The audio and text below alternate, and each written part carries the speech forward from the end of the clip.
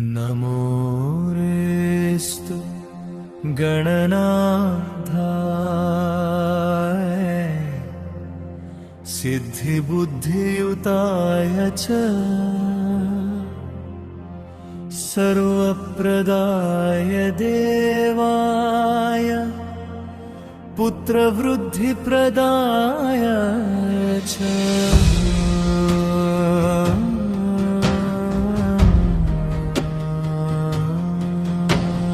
गुरुदराय गुरवे गोप्त्रे गुह्यसिकाय ते गोप्याय गोपिताशेषभुवनाय चिदात्मने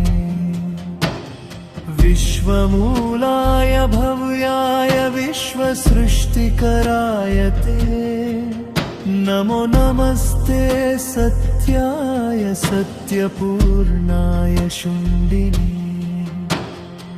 एकदन्ताय शुद्धाय सुमुखाय नमो नमः प्रपन्नजनपालाय प्रणतार्तिविनाशिने शरणं भव देवेश सन्ततिं सुधरा कुरु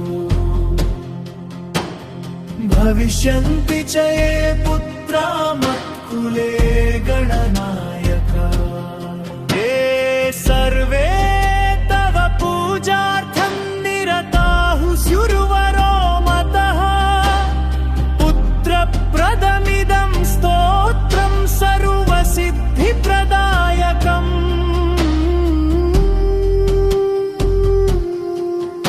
इति सन्तानगणपतिस्तोत्रम् सम्पूर्णम्।